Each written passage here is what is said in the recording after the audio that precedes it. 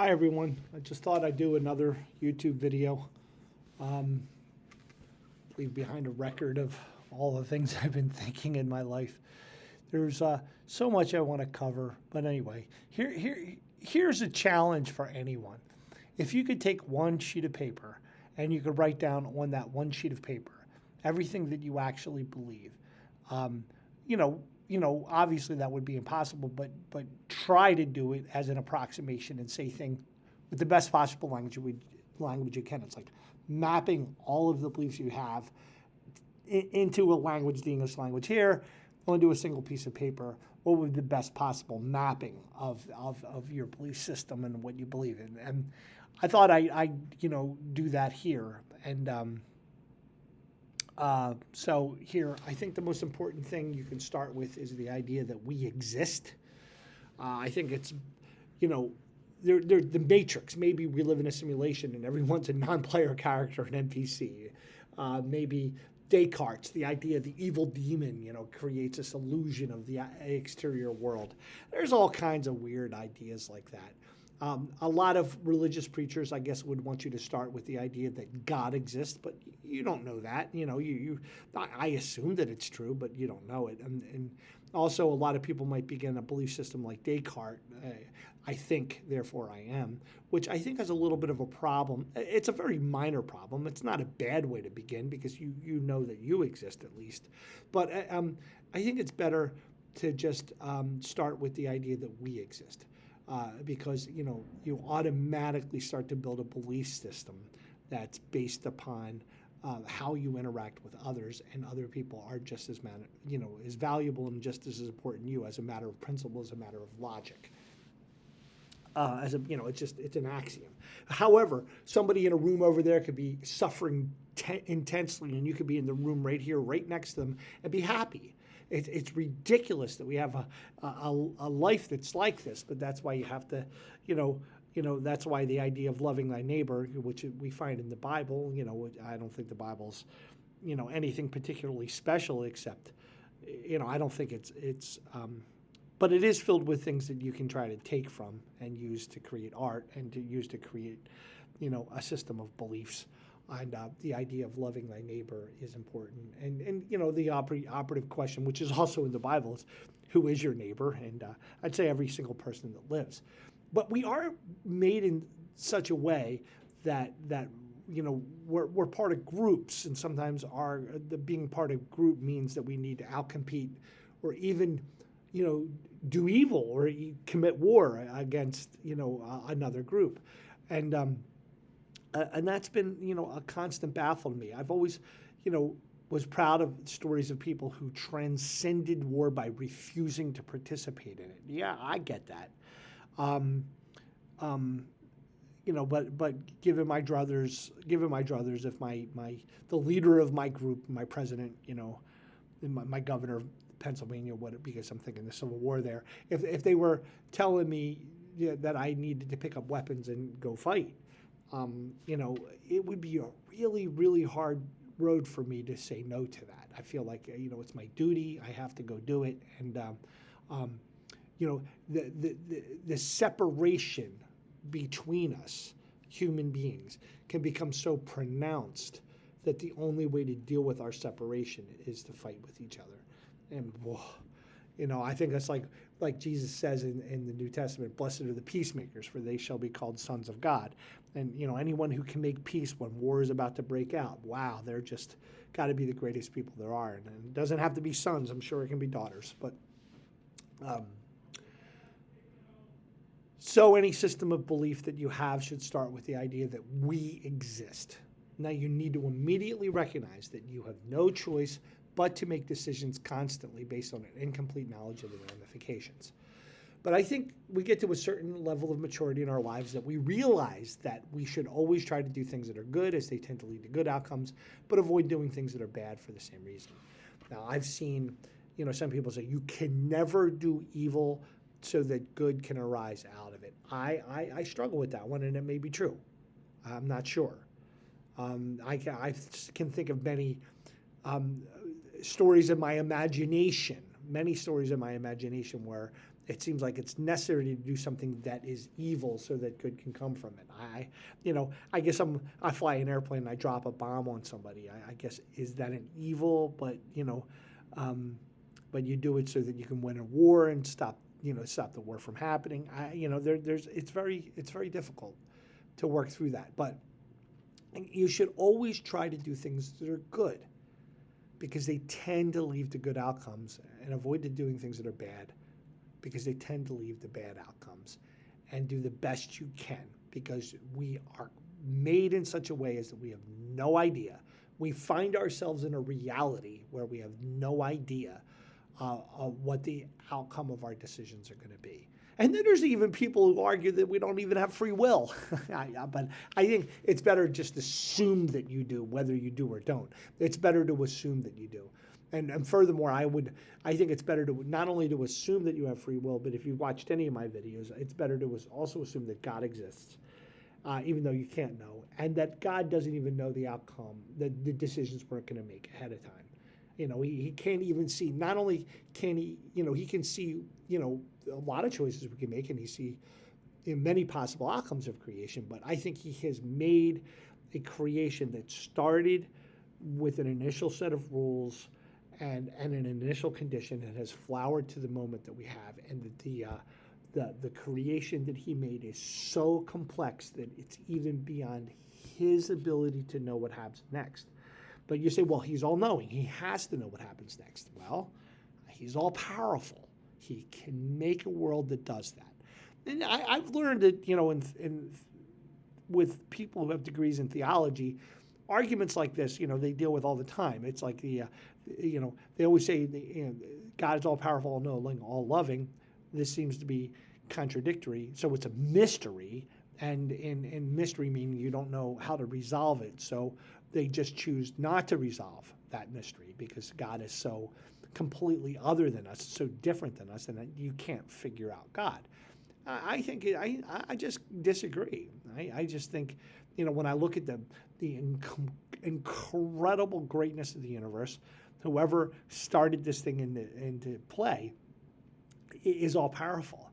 And when I look at the unbelievable complexity of this universe and the unbelievable complexity of our lives, then I think that it's pretty obvious to me that he doesn't even know what's going to happen next, because he made a universe that's complex, that it's computationally irreducible. To take a word I heard from Stephen Wolfram.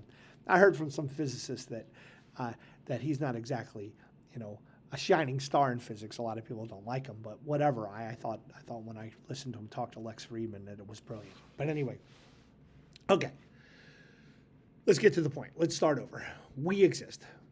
We have no choice but to make decisions constantly based on incomplete knowledge of the ramifications. We should always try to do things that are good, as they tend to lead to good outcomes, but avoid doing things that are bad for the same reason.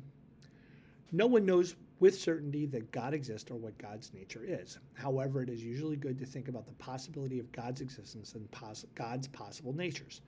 Important truths can be found in the study of philosophy and related fields. So you should study philosophy and related fields to the extent that you can. Obviously a person who's poor or destitute needs money, because, poverty and destitution, way I think about it, poverty and destitution are two different things. So I'll get to that in a moment. Poverty can be a good thing. Destitution is never a good thing. If two religions contradict each other, then only one can be the true religion, but both are probably false. Nevertheless, the practice of any credible religion is usually good when these principles are also held simultaneously. Many have done so throughout history. I strongly believe that of the billions of people that have existed throughout history, many people have practiced the religion because they were taught that religion from somebody before them. They don't really believe it, or they know or they understand it differently than everyone else around them, yet they continue to practice it because, you can't just rip something out of your life and not have a good replacement for it. So until there is a good replacement for the religion that you follow, until you have a good replacement for the religion you follow, you shouldn't switch to something else. I think I learned that in Alcoholics Anonymous. I attended some Alcoholics Anonymous meetings once upon a time. And I've never been an alcoholic. I went to open meetings, but the idea of when you take an addiction out of your life, it has to be replaced by something else. So I think of the addictions that I've had in my life, the addictions to computer games or playing chess or this or that. When I think about the addictions that I've had in my life, whenever I take them out of my life, next thing I know, I clean all the time. And then when I run out of things to clean, I go back to my addictions. So it's funny. So it's sort of like whenever you take something out of your life, you have to replace it with something. And so that being the case, I think many people recognize that problem, and they want to give something to your kids. So even if you don't believe in the religion that you're ostensibly practicing, you want to have something good to give to your kids.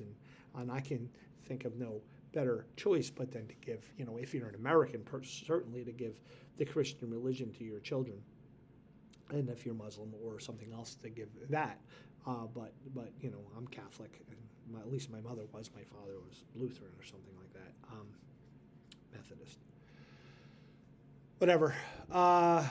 So all the major religions contradict each other, and so only one of them can be the true religion logically, but they're probably all false. But just because they're false doesn't mean that you can't extract the good that you can from them. And recognize that many people have done that for centuries, for many centuries. Okay, so there are many ways to name the greatest evil that mankind currently faces, as words can never contain the fullness of truth. But that greatest evil is enslavement and death generated by destitution. This truth should inform all decisions we make. So, destitution is being so poor you don't know where your next meal's coming from. Destitution will lead people to join, criminal gangs, lead to prostitution. It leads to everything bad that you can think of. And a lot of people think they're in a state of destitution that they're not, and then that creates a lot of problems too. But people who are genuinely in a state of destitution, they have an absolute need to be helped. And so when I think about the homeless, what should you do if a homeless person tries to borrow a couple dollars from you at the entranceway to a convenience store or something?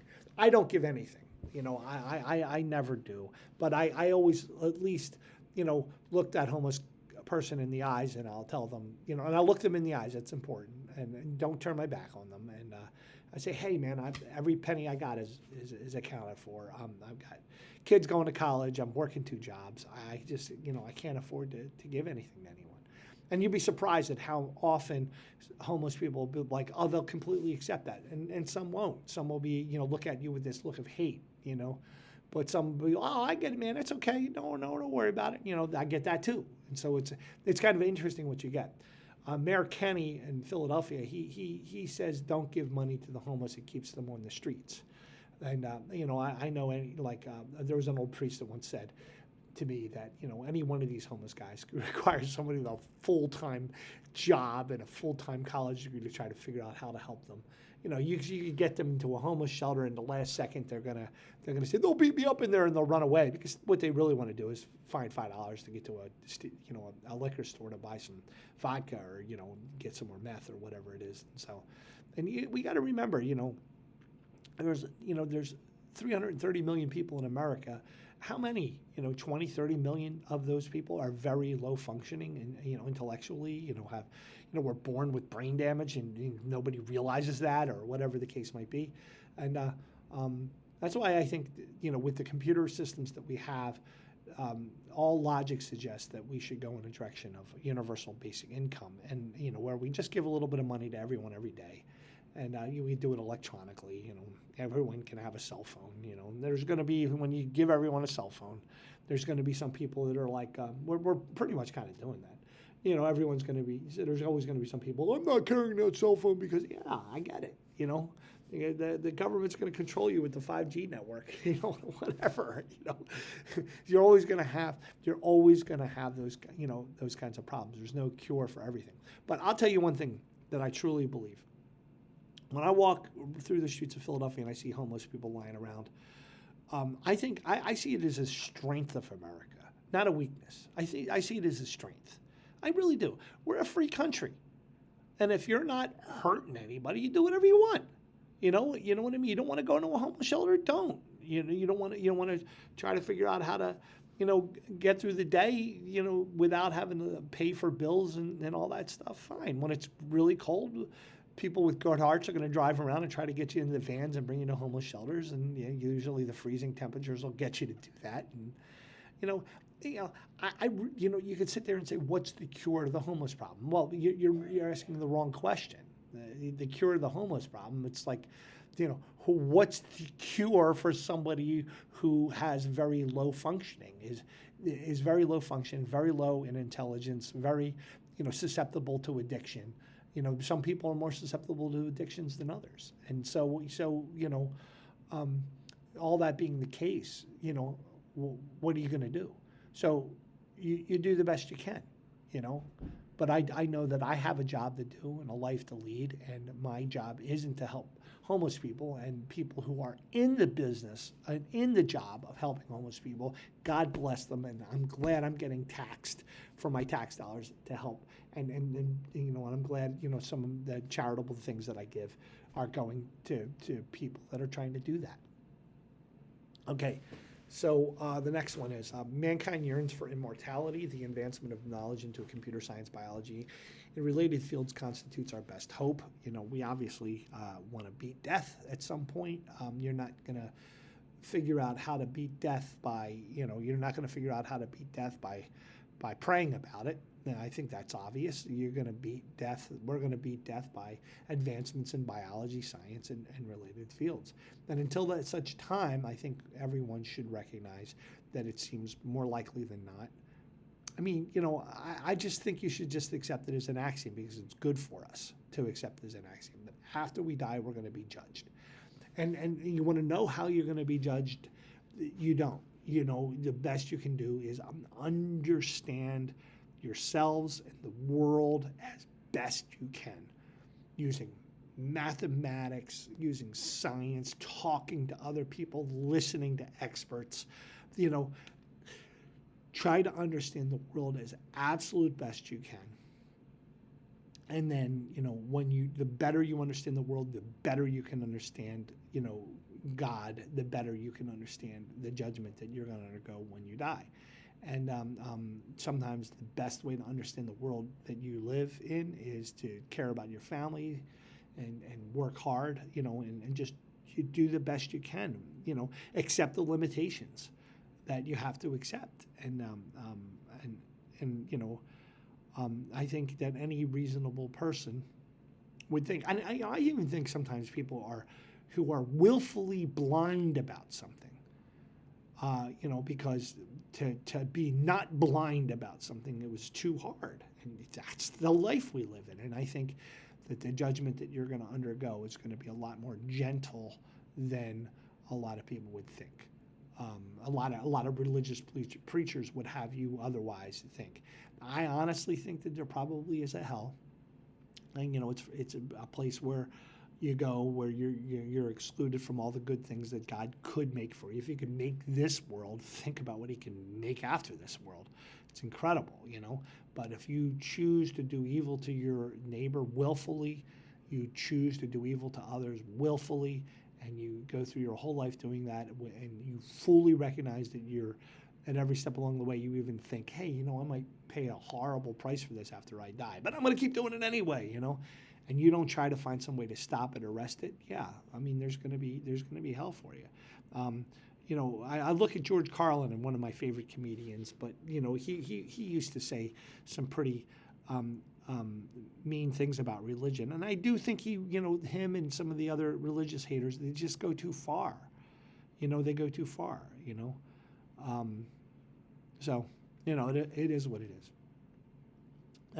And again, to anybody who's Catholic, I would say to you that, you have to, if you believe that the church is the one true religion, then you have to go to confession and take communion in order to be saved and go to heaven, But how did I start that? Again, it's an if. If the church is the true religion, then you must. You follow me? But, many of us don't know that. We're unsure. You know, and maybe the good that you can do in this world is to decide to support that religion or something like that. But, you know, you have to make the best choice you can. But I think a lot of us don't go along with this, go along with any religious system because you can just sense the phoniness in it. You can sense the lack of truth in it. All right. What was I talking about? Yeah. Mankind needs to put an appropriate amount of resources into space exploration and settlement. I think that's obvious. You know, the story of Noah's Ark is important here. You know, the basic point of Noah's Ark is you do sometimes have to think about the big picture. You just have to. And the big picture is all the things that can kill us all. You know, we have the super volcano at Yellowstone National Park. We have earthquakes and tsunamis. I'll get hit by a huge asteroid, COVID-27. I mean, there's all kinds of things that can kill all of us.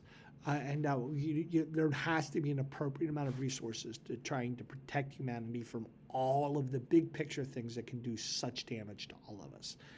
Now, I think, again, that's a story of Noah's Ark. You know, I don't think Noah's Ark is a real story at all. I don't think it's at all, but it conveys a basic moral point. And that basic moral point is you can't just take care of yourself. At some point, you have to look at what's going on in the big picture. And when you do, you'll see that there could be asteroid collisions coming. And if there are, pay your taxes and be grateful that somebody's working on that problem. You know, NASA or whatever, the European Space Agency, you know, the India Space Agency, whatever. You know, and you could know that the earthquakes and tsunamis could come. And grateful for people who work for the United States Geological Survey to study earthquakes. And maybe you're not going to do that because you're doing something else. You're teaching, you're nursing, you're taking care of old people, you're taking care of children. You know, but you have to recognize that those big picture things are important and let people work on it. And you know, I don't want to bash our weapon makers too. You know, since our society could go to war, you know, since we could be attacked, since we could, you know, need to stop a war somewhere else, and you know, we need to you know, make weapons, and people who make weapons are, you know, for a living and sell them to the government are just as important part of our system and our lives as teachers and lawyers and doctors. You know, people who make weapons are very important people, and God bless them for the work that they do. And you know, it's we all know that in any system can be corrupt. You know, people who make weapons, you know, could want war to happen, and they make war happen, and then that's as evil as it gets. But there are doctors who want sickness to spread. You know, there's you know, I heard about a doctor once that deliberately diagnosed people with cancer who did not have it, so that because he liked the power it gave them over others. And you know, teachers who are, you know, who don't really teach, but they just use their profession to manipulate kids because they like the power they have over kids. And there's corruption in every system, you know. And so again, you know, there's can be all kinds of problems with putting an inappropriate amount of resources in there, or doing it in a bad way. But again, we need to work on space exploration and settlement. And so to whatever extent we do that, good. Virtually all human occupations advance humanity and are worthy of a lifetime of dedication. You know, whether you're a musician, because a musician gives people, you know, a desire to live, and music is good for the human spirit. And I think that that's evolutionarily true. And I talked to a guy who's working as a driver, you know, that now, but he said, I never felt old until I became a driver. But when I was a guitar player, you know, out on the circuit, I always felt, you know, younger and healthy. But then when I started working as a driver, I started to feel old. And so it's, I think in our human evolutionary development, you know, we spent decades, you know, centuries, millennia, you know, around the campfires at night dancing to drums and to music. And I think it's in our nature, you know, to bring our whole being together in the act of dancing and singing and playing music. And it's just what we are. You know, and well, anyway, music and art is just as important as a rocket science. It's just as important as, you know, a lieutenant colonel in the United States Army who's sitting there bored out of his mind in front of the control panel of a nuclear silo is just as important, you know, as a doctor working in Moscow. You know, we all matter. And all human occupations are valuable and worthy of support. But, we have to prioritize the best we can. And so the last thing I say here is this. Everyone should, at least once in their lives, look at the intersection between what the world needs and what they are able to do, for it is there that we can do the most good. The greatest thing you can do for another person, for the world, is to provide others with the opportunity to do so. So you don't look at a person and decide what they're going to do with their lives. You let them look at the world and figure it out for themselves. And then, you do everything you can to help them do that. You pay for some kid's college fund, or you teach some kid who's really interested in a skill or trade, mathematics or literature. All this is really important to help a younger person or anyone, give them an opportunity to look carefully at the world, carefully at themselves, and decide, what they want to do with their lives, so that they can do good for everyone. And so there it is. If I had one document where I could say everything that I believe, that would be the one document that I would say everything. And along the way, one of the reasons why I do this is just the act of talking about things brings to mind things that I've never thought about. And one thing I just realized as I was doing this document is the idea of trying to figure out a way to not cancel the Catholic Church by any stretch of the imagination, but find some way to improve it, find some way to make it so that everyone can be a part of it, eat more easily, everyone can identify with it, and and it provides these beautiful services of baptizing children, giving a ritual for children, wedding ceremonies, funerals, and all that other stuff, where it doesn't have to be loaded with so much, bullshit. And so, something like that, where it's just more realistic. And I mean, what ultimately happens is many priests do that. You know what I'm saying? They're like, I always thought I don't think that there is an Armageddon coming. The world's obviously going to come to an end at some point, but maybe humanity won't. I don't think that there's a Messiah coming. I don't think Jesus was the Messiah. I can see, at best, I really do believe Jesus existed. Again, if you see my previous videos, I really do believe he existed, and I really do believe that he founded a religious movement that, was designed in part, probably even in his own heart, was designed in part to take down the Roman Empire and to challenge the stupid religious opinions of his day. And for all time, I think that I really think that he set into motion the creation of a church that that was going to do great things, and but I don't think he was the Son of God or the unique Son of God or anything. He was just as human as you and I, no more, no less, because that's just how this universe works. It's just how the world is. But that said, I always thought that once upon a time, I'll have to share this with you maybe at another time, but I'll talk about it now just so that I lock myself into talking about it. If I were the Messiah, all right, if I were the Messiah, what would I do? And I get a lot of this, I guess, from The Wheel of Time by Robert Jordan or some other, but just my own thinking, really. If I were this Messiah, what would I do? And let's say I really was. Let's say right now I say, I am the Messiah. And I'm going to go and do Messiah things. I could go try to heal somebody. Won't work, right? I could try to walk on water, splash, so that stuff would work. But if I tried to pull off being the Messiah, then again, I don't even think there ever will be one. What I would do is I would cancel everyone's debts. I would cancel everyone's oaths. I would cancel all ownership. I mean, I would just go and free every Catholic priest and every Catholic nun from their oaths to their vows. Every Freemason, cancel all their vows to the Freemason Lodge. I would cancel all vows to everyone. Every promise that anyone has ever made, I would just cancel all their promises. I mean, if you have children, you obviously, probably should consider yourself still married, or at the very least recognize your parental responsibility, because that's not something that can be canceled. But I'd cancel all marriage oaths. I'd cancel all oaths to to any, sorority, fraternity, secret society. I would cancel all oaths. I would cancel all debts.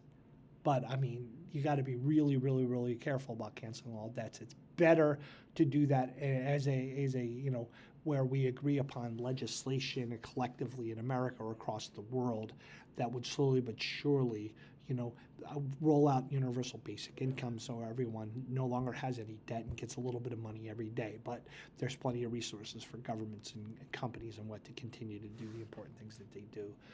I would get rid of taxation, because it would just, have the government, print money, make money electronically and just make whatever it is that they need, knowing that if they make too much of it, it just causes hyperinflation and destroys everything. So you make as much you print out money to the point where you slowly but surely, and you every time you like if you just set up an online account for everybody in the whole world, give everybody 1 penny. And wait 3 weeks and see what happens. You know what I mean? Then we'll give them 2 pennies. You know what I'm saying? And then wait a month and see what happens. But it's slowly but surely you get to the point where you give everyone $5, $10 a day. Everybody, the whole world, even a billionaire. And not that he needs it or she needs it, but yeah, I would cancel all debts, and that's how I would do it. And so what I here's a final point. There's so much to say here. Final point, yeah. You see, you should not create a theory on how reality is or what we should do and then look for evidence to support the theory. What you should do is fully absorb all the evidence that you possibly can absorb, then create theories. Only then create theories. And once upon a time, I read the book of Revelation and the 7 seals of Revelation that only the Lamb is holy enough to be able to open. And so I knew it had to mean something because the Bible is the Word of God and it's in the Bible. I just don't think that's true anymore, and so I can throw that out. But back in about 20 some years ago, I had to figure out what the 7 seals of Revelation were, and I figured it out.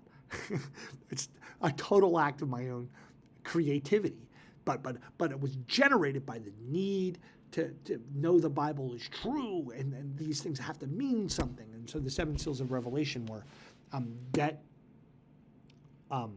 oaths, ownership, contracts, laws, prisons, and weapons. And so those 7 things, all necessary for ordinary human functioning, societal functioning, are the things that lock an evil system into place and make it impossible for change to occur.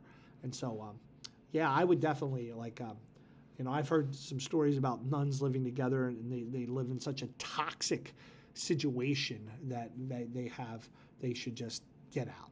But that doesn't mean that if we inaugurated a jubilee like 1 year long, that was the idea, was like for a 1 year period we would cancel all those things and then you could reinstitute them. And then if you took oaths after a period of like a grace period, if you took oaths again, now you're bound by them. You know what I'm saying? If you go into debt, you're now bound by that debt. You know what I'm saying? But too many people were forced into things that they shouldn't have been forced into by the nature of society itself. But anyway, something like that. I don't know what I'm talking about anymore, so I'm just going to stop here. Love you all, and this is what today's date is, October 1st or October 2nd. I don't even know what today's date. Hey Siri, what's today's date? It's Sunday, October 1st, 2023. So, I'm saying this in Philadelphia on Sunday, October 1st, 2023. All right. Love you all. Bye.